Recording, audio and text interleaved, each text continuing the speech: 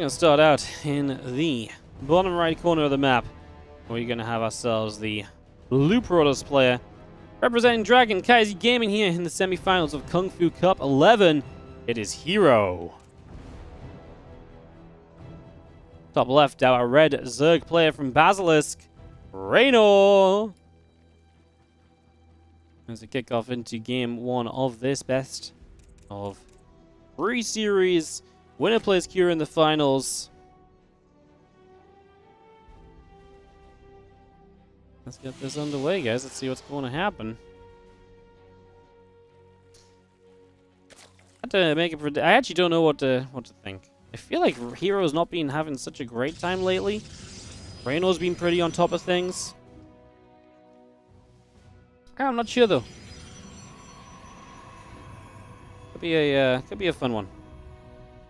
Could be a fun one. Even in terms of styles, I don't really want to have much of a prediction in terms of what we're perhaps expecting stylistically from these guys. Let's see our gateway coming up at the front. The probe is coming through. Hatchery, gas, and spawning pool all building for the moment. And a couple of drones on the way out. Just bringing these dronies out, getting all of that ready for the moment here. Going to see our gateway is about to finish up. Going to be joined by a cybernetics core. Pretty typical opener, of course. As the Nexus did go down just a little before the cyber core, but yeah, for PvZ there's nothing super crazy in that regard. So yeah, just a lot of expectations being met for the moment. Early stages here, of course, in the game.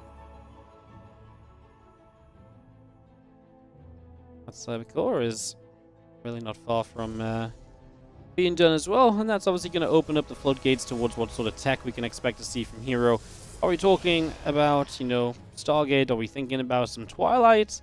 I would really expect Stargate. He doesn't start Warp Gate. That really is already a pretty much confirmation. Stargate as well, so just kind of the expectation immediately here from herO. So our Adept is going to be done in a moment. That will start to apply some pressure on the map too, of course, as we make our way through these early stages.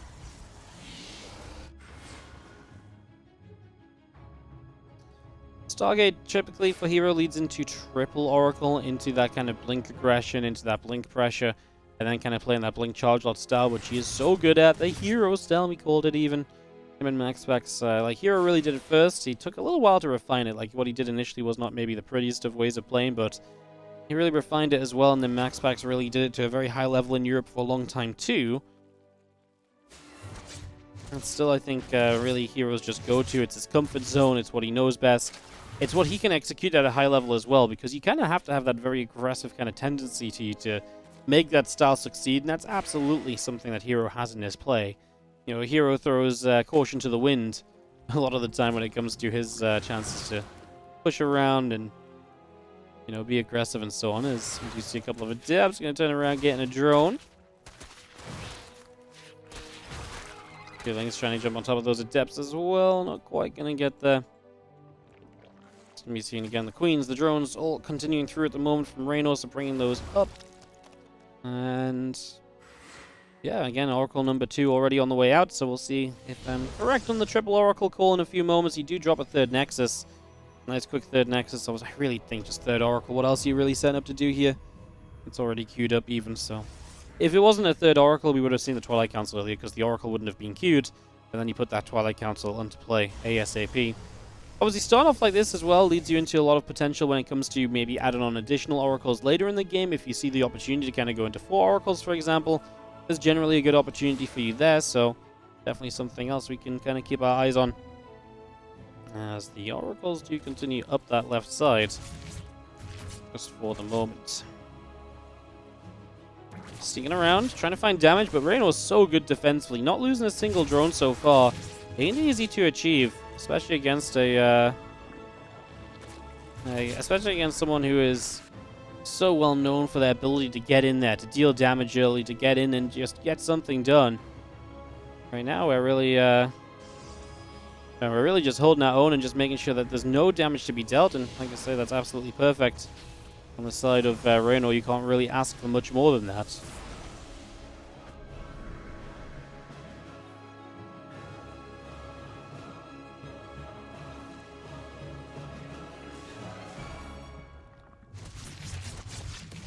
Queens come in, Oracles begin to take a bit of damage, a few Overlords continuing up as well as our drones continue to produce. The Oracles coming around that left-hand side, around the back of the natural. As our Oracles will take a few shots of damage.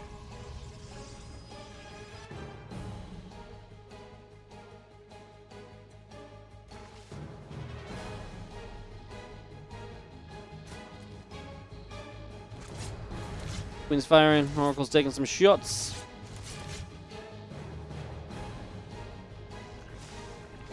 Blink +1, Stargate Fleet Beacon.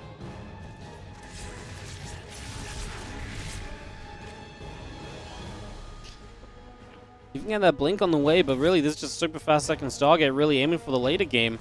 herO does not have interest in kind of playing the aggression, and maybe that's just because he finds so little damage throughout the game. I mean, honestly incredible from Reynor to be 6 minutes in, to take no drones of damage against triple Oracle, against the depths that have been poking around.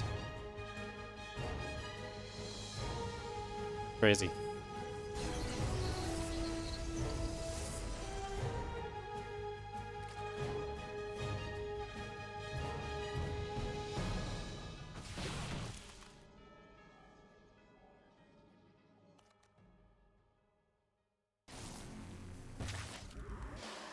There's an attack coming through. I was going to see a carrier coming up, as we do have our second Stargate building.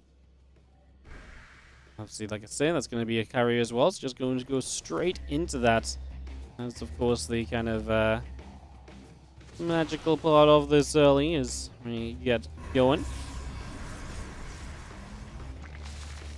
Just going to get rushing into that. And if Reynor doesn't realize what's going on and he starts kind of attacking and then there's enough carriers up to hold, then things could get a little bit awkward. Things could get a little bit weird. So you got to be, again, pretty careful about that. He is heading into Hive. I think that's the right sort of plan for him as we get set up initially. Seeing the carriers about to pop the first ones, and of course, once we start getting those first carriers out, life becomes pretty fun. Because this already feels as though we're kind of getting past the scariest stage of the game here as herO. You're getting to the point where you're able and capable to have enough carriers to always be a threat, to always be kind of scary. Oh, Queens are going to nab one cheeky little kill on the Oracle there. The few links coming across, going to go towards the Nexus. Lings running through, just going to go in after the couple of Zealots and just going to have a full scout. Now you see the carriers. Let's see if there's anything Reynor builds that he wasn't already setting up for. For example, there's no Spire in play. Yeah, now he stops the Spire.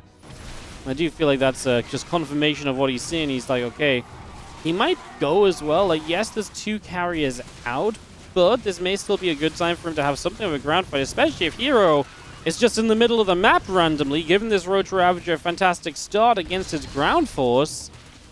Two carriers, the interceptors are not doing enough just yet, and at the moment, herO is being chased around. Reynor going to push up this ramp. Corrosive Vials are going to very nearly catch an Oracle. It just doesn't quite die, actually. I thought it was good enough. Yes, it did connect, but there wasn't quite enough damage there. Either way, we do drop a few more bars as we try and escape out. The Oracles, Zealots, and Stalkers all giving chase. Fortress building, +1 armor coming through. The Zealots are producing. Spire is going to be finishing up shortly. The couple of hatcheries still being produced. Let's go augments, the +2 missiles, and also the Overlord speed being brought in right now. Well, as the Spire gets done, we can maybe start to look towards the Corruptors. We don't need Corruptors yet. This isn't enough carriers yet to super justify the need for Corruptors. But it is getting to that point where Corruptors are going to be more necessary. So maybe one big wave of kind of Hydra Queen. And then as we reinforce this time around off a bank that will build up right now, for Reynor, maybe this time around we reinforce into the Corruptors, and then you kind of really set on Corruptors against what should be a higher and higher carrier count. Because Hydra Queen is good to kind of trade out and keep you going. I don't think Hydra Queen is enough to actually knock down any realistic amount of carriers, and if that's the case, then obviously the carrier count should stay pretty high, and that's, again, why you would probably then need to see those Corruptors coming through sooner rather than later.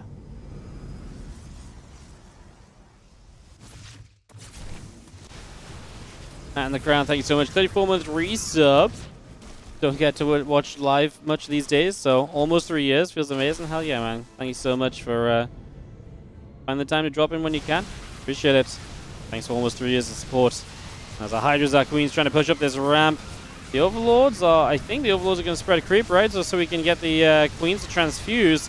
Messy fight from Reynor, though. A lot of this fight happened without transfusions available, and now the Stalkers are actually just shredding through everything on the ground.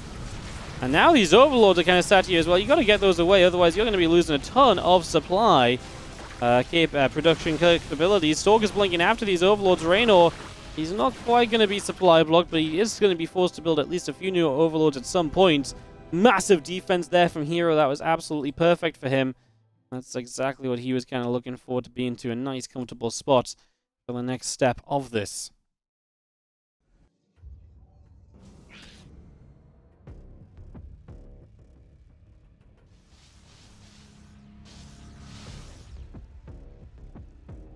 Carriers joining up, the Void Ray setting. We do have ourselves the carriers, the Temple Archives, all coming through. A couple Stalkers being built as well. Reynor is going to drop the Lurker Den. The thing is, usually when you go up against Lurkers as the Protoss, your answer is to try and get into carriers, right? But in this case, we're dropping the Lurkers when the carrier count is already very good.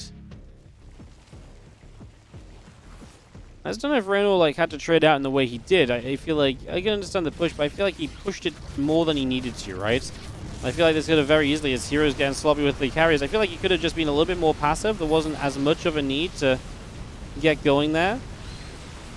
Now herO comes across the map, and he is going to take a fight which wasn't really the prettiest in the very first few moments either. But the carriers are still surviving through this, and Reynor, does he have what he needs to keep on holding on? The Corruptor's going to be taking a couple of losses here. The Viper's trying to get busy.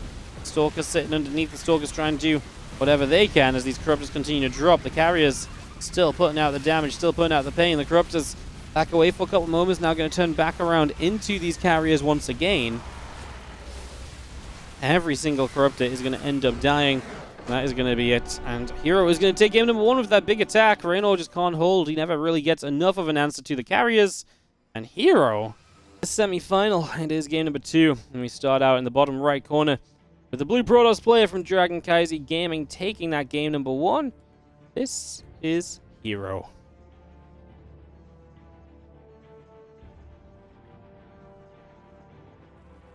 Top left-hand corner from Basilisk, the red Zerg player, Reynor.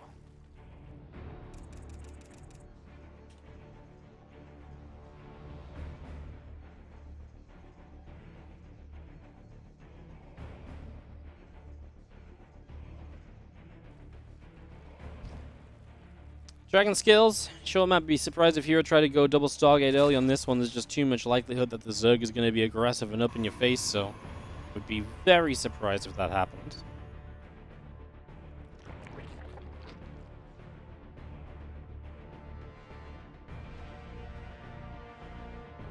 So this time definitely expecting the Twilight Council and the Blink just to be a bit more kind of aggressive on the follow-up of maybe Triple Oracle again would be fine. It is a map where Twilight Council builds are viable too because of its size. The Adepts can get across quickly and, deal some damage very early on as well, so there's possibilities there for sure that we can also look toward.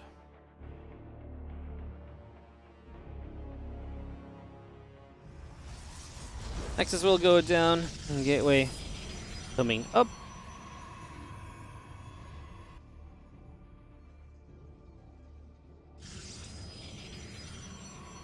Savicore going to come in over on the side there as well. I'm just going to be seeing our probe producing through as well. So again, a lot of bits and pieces coming in. Hatch gas and spawning pool all being set up as well in these early few moments. But really just waiting for that Cybercore. That will tell us a lot about what is going to happen at the start of this game. Everything else is kind of standard. We did send the probe across to get the block on the hatchery, so that does maybe perhaps say that we can more likely go Adepts. If you don't get that block on the hatchery and it goes down the natural, playing Glaved Adepts is much less likely to happen because then the Protoss just don't see enough value in it. There's not enough opportunity to pull the Zerg around and so on, so it's just more difficult too. So it just says that there's maybe the option there. Obviously, I'm really just struggling to say anything else because early game PvZ doesn't happen until at least 2:15 in. We do now see our tech structure going down, so we can just confirm it is in fact a Stargate, and of course there's nothing Surprised about that. So I guess that halfway done. The couple of probes are continuing out. We do have ourselves the warp gate, the adept, all continue to produce on through.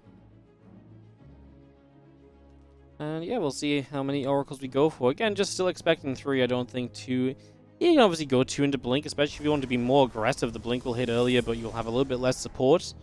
It is viable. It is possible. Triple oracle really is just the gold standard, though. So we'll wait and see. As Illusion85, thank you so much for the 2-month resub. You're the best, Wardy. No, thank you so much. You're the best. Thank you so much for supporting the channel, helping us to keep on making StarCrafts. Really appreciate it. Thank you for subscribing today. Thank you so much.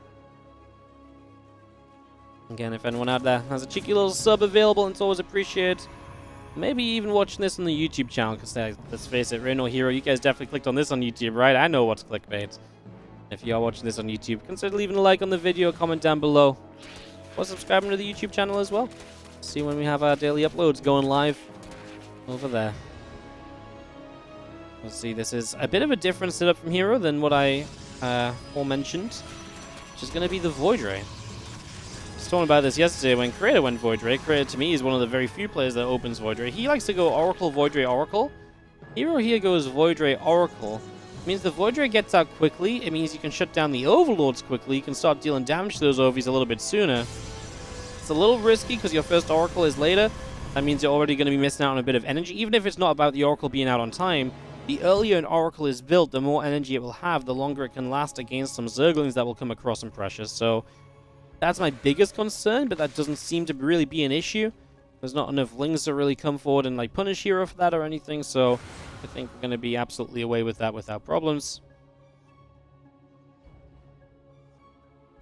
Running that Void Ray, just looping around in the sky a little bit. Nice Queen's coming over, Adept's taking some shots. We are going to see the Forge and the Robo Facility still coming up. Our Nexus is producing, and a couple more probes continuing out as well.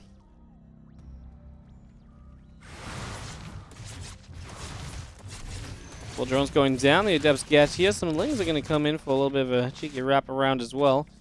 Going to get some damage done there. The Oracle's coming across. Going to get 1. We're going to get 2 drones. This time, Reynor's defense is not as stalwart as it was last time. His defense last game was so impressive early game, right? He did not lose anything, which is almost impossible to do, to the point where replicating that was not expected. Because again, you're kind of expecting the Protoss have all these tools to get damage done with. It's ridiculous if they don't find anything. Obviously, last time we really saw that be the case, though.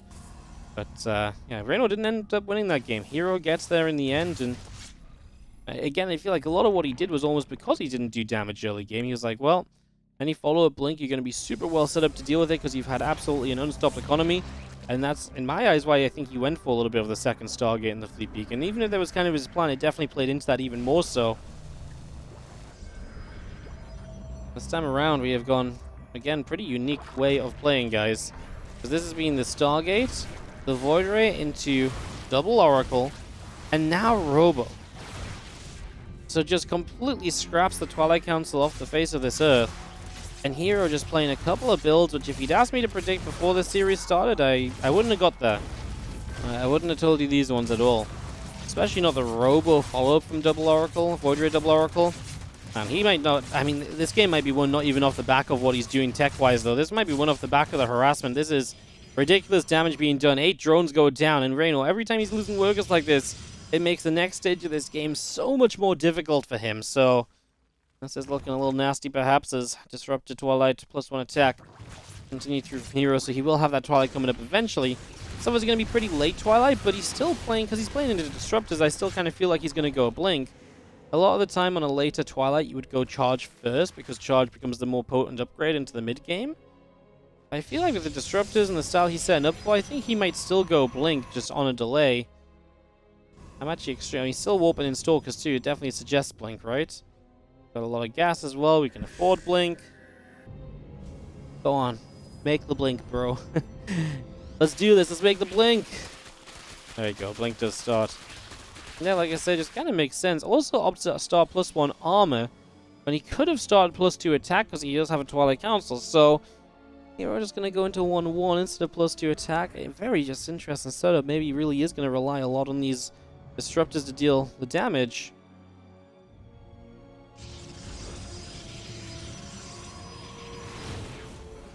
Coming up through the center, a little bit of this creep spread will initially begin to get shot down as Emperor just wants to try and control Reynor's control of the map a little bit. I mean, if Reynor just has free creep spread that isn't going to be contested at all, that would be kind of crap. So, yeah, just going to make sure we stay on top of that best we can.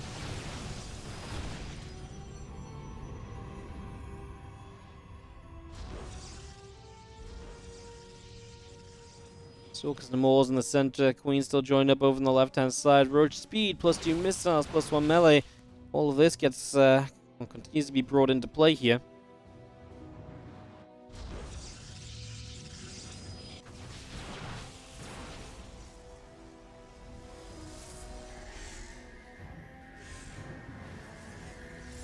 Both those oracles is going to set up a couple stasis wards in the center. We come forward with these stalkers, knocking down a bunch of the creep spreads. Again, a bunch of that straight away. Lings, Banes, Hydras trying to come on through. Reynor playing around this left side a lot. That protects his most forward base. herO getting the Colossi out at this stage as well, so bringing those into play, something you don't necessarily always see in this scenario. But he has been one of the bigger fans of Colossi. He gets wrapped on both sides by these Banelings, however. Loses the super battery pretty quickly. Does he have enough to go on? Even without that super battery here, that one Colossus is still alive. The Banelings just crashing into Stalkers that are not quite going down. A lot of damage done across the board. Stalkers blinking through. Is this Colossus going to live to see another day? I don't think so. The Lings on top of it helping to take it down. It's going to survive, but only until the road shot hits it. I think hero's actually just straight up broken. We're having quite a weird series between these two players, because to me, this is a game that started off well for Reynor. Kind of going the way of herO, and this game from herO, I didn't mind where it was going, although I guess maybe it wasn't. He did a lot of damage though, no? Like, he did a lot of work of damage. Well, let's get into game number 3. Tied up 1-1 in the top left-hand corner. The red Protoss player. We're going to start off with herO.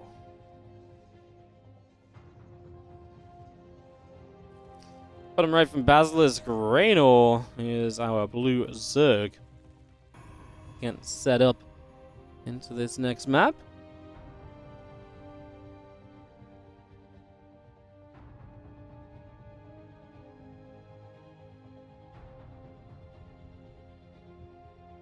Up straight across the map, wants to get the block on that hatchery immediately as well. herO playing some fun styles then. Like I say, he's not really played the one style I would have predicted of him, the just stalkers with the actual aggression of Blink and so on. Not seen that at all. As yo, you heard about Pluto. Thank you so much for priming us up today. 7 months on the Prime sub. Thank you so much for your continued support.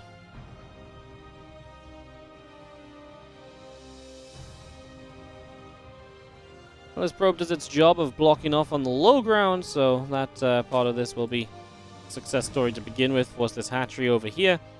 That is a very good way to begin. There's a hatch gas and pool all coming up.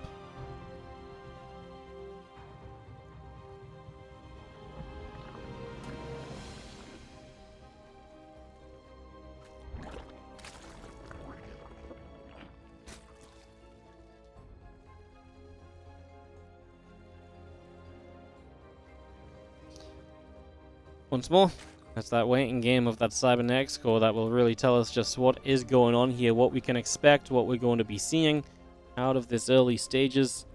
Is herO going to mix it up away from the Stark? He's been so creative with the Stargate already. I don't necessarily feel like he needs to switch it up for the sake of doing something different, because if he just played Standard now, that would be the first time this series he really played Standard. But he's also playing in such a, a way that maybe we do actually do something crazy without the Stargate this time. That would maybe not be the most ridiculous assumption, considering he is, like I say, playing Stargate into Robo even is just not really a common occurrence. It is Stargate to start us off, though, so our starting point at least will be the regular norm that we're familiar with. If you don't like change, if you don't like things being weird, it's okay. This game's going to be okay for you for now, at least the first 3 minutes. Pretty standard.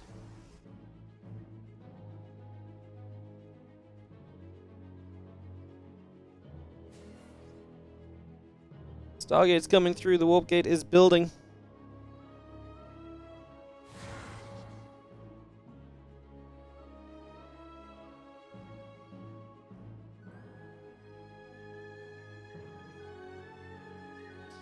As we coming up, the Overlord coming through, a couple of links still on the way out.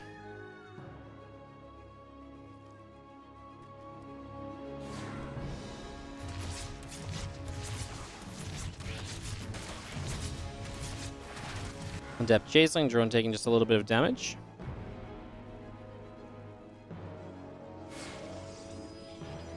And speed is going to be done in just a few moments' time. Again, those couple of queens are popping. Drones are all on the way.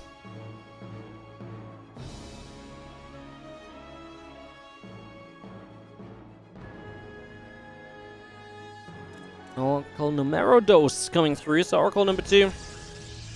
Gonna set us up for the next few moments and see if the double Oracle will find anything. Obviously, this is when the Oracles start diving in and one-shotting some workers. That oftentimes turns into a good moment or so.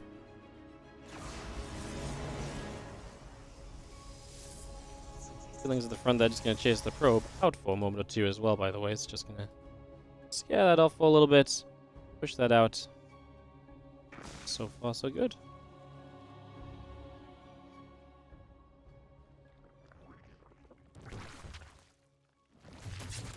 Spoilers there. Oracles will take just a little bit of damage to start us off. I'm just going to be seeing our Oracles peeling back over this side as this was just 2 Oracles. So I mentioned this at one point, the idea of just 2 Oracles into a little bit more aggression. Right, as you go into Blink and +1 now, that Blink will hit sooner, your gateways come online a little faster because you haven't built a 3rd Oracle. And you can then just be that much, bit more aggressive with the Stalkers, and sometimes you even need to be because you don't have the additional bit of Oracle protection that you're usually looking for. So, as we try and set up a Stasis Ward on the low ground, I'm not sure that will go too far. Not sure that will achieve too much.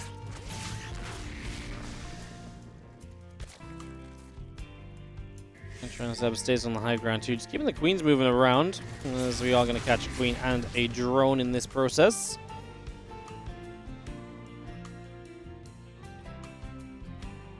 Well, the upgrade is continuing through the Rotro and the Lair. Both are being built right now, so just bringing that up. Oracle continues around, going to grab a Creep Gem at the front as well. It's just going to knock that out of the way. And the Stalker continues to ping onto this Overlord.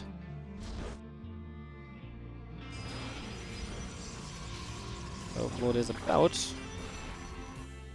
to go down, so Overlord will fall. And still got a couple Oracles just working their way around to see if there is anything in particular they can get up to. Our Blink is halfway done. Our +1 attack is halfway done. These are the things which will, of course, give the next wave, or the first real wave of attack from herO. That's what Reynor has to be prepped for. He is playing a melee upgrade.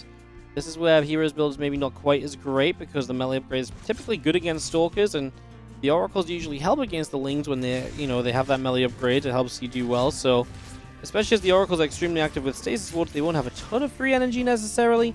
That is maybe an opportunity for these Lings to do very well as they continue to shut down the Stasis Wards right now, not let them get up. But yeah, that's absolutely where these Lings could, perhaps see a very good time, because it's going to be 2 Oracles with less energy than usual. And yeah, the Lings with melee could then probably stand up for themselves. We'll find out shortly.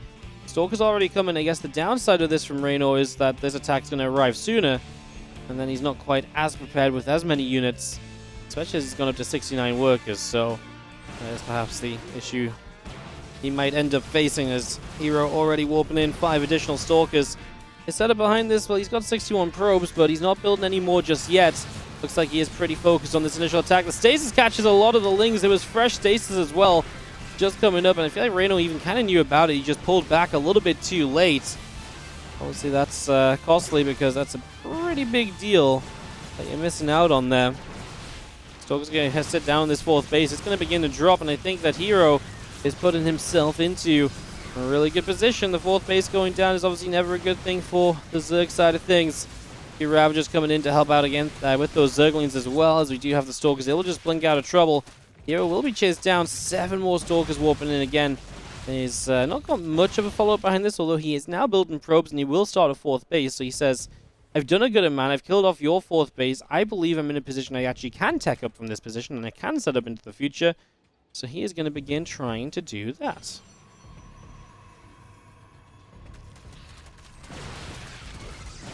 Stalkers show up. The Lings continue to take some damage. Stalkers continuing by. Just going to see a couple more Stalkers are Being chased around, those Lings continue through. There's that charge, at +2. Whole building here, the Nexus on the way as well. Now War Prism still just up overhead as a corrosive vial. Just killed the stasis ward, I believe, so it's one way of getting it done.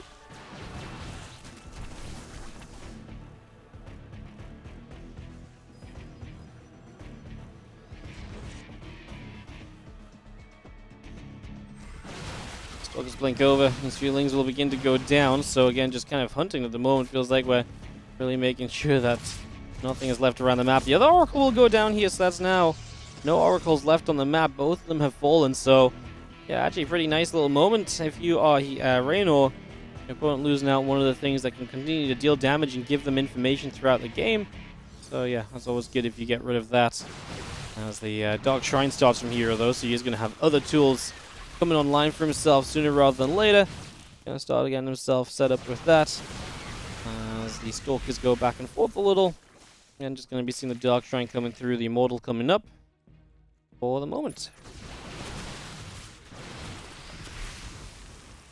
Joseph Bal coming down. Our Dark Shrine is still just about halfway done for now. Our Lings, Roach is just going to continue to come through here.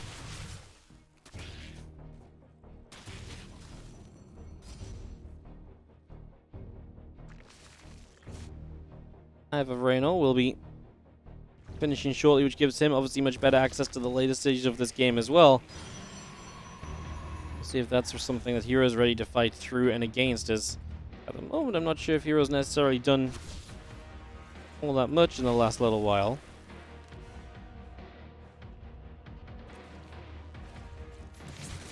herO's Prism going to get turned around as well, so Reynor is back onto making sure he can defend as best as he possibly can in these early stages. Stalkers just blinking across the sides. Lings and Roaches showing up, just going to knock straight into these Zealots as well. Just going to knock those out the way. Now that Immortal again lifted up, that's going to get brought out the way too. And again, a couple of Stalkers continuing out. The Immortal continuing out too. All this going very nicely as our Adrenal Glands will also continue in with the +1 missile upgrade coming alongside it. 14 Banelings, a bunch more Lings still producing on. Just having our armies taking a little moment there. herO once again gets rid of a base of Reynor. This time it's just the 5th base, but that's obviously still notable. You're only denied the 4th base, and just in general, a game where Reynor's not maybe had full access to the lava and the income that he will have wanted throughout the course of the game.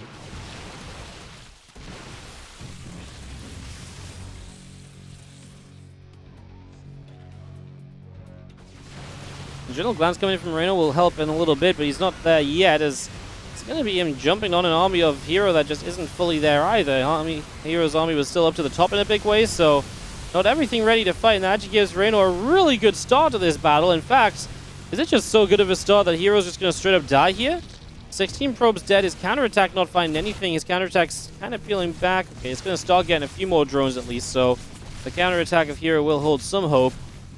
But Reynor did very well on the other side. He's now pulling his main army back, probably to help with this counterattack, because that's the biggest threat to him. He can deal with this without taking too many workers of damage. I think he's just put himself into game-winning position, perhaps. herO just had so much of his army in front of the 4th base on the upper right, not down on that low ground where Reynor chose to attack into. Obviously, it's just a rough moment to lose a whole bunch of your probes as well.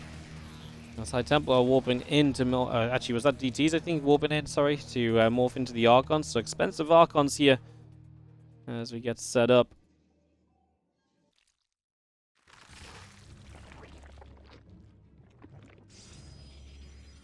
Then Roach Ravager just going forward again. Going up the ramp might be a little bit too extreme. That might be a little bit too much to ask for in terms of what we can get away with at the moment, but I still don't generally hate the idea of it.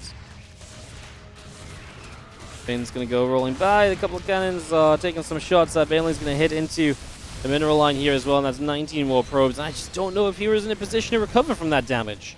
Sometimes losing your probes and costing the Zerg a full-on attack in is okay. I just don't think that's the case here. Now, the Zealot's again busy once again on the other side.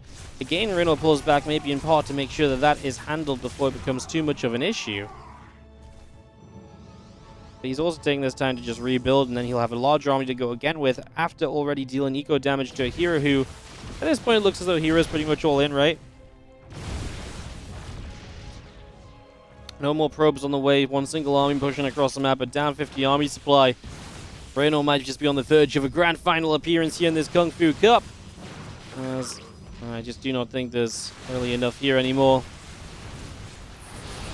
Reynor played in a few of these cups, never actually made it to even the semi-finals. Now, it's not like he's played every single week, but he's played a lot, so this time he's obviously meaning business. And he looks like as he cleans up this army, no messing around. There's the Prism saving a couple of units, but that really is the only saving grace at the moment if you are herO, and that's obviously not going to be enough to truly turn this game around. Reynor has got this one wrapped up. GG's. 2-1. Reynor into the grand finals, where he's going to take on Kira in a bit of ZvP.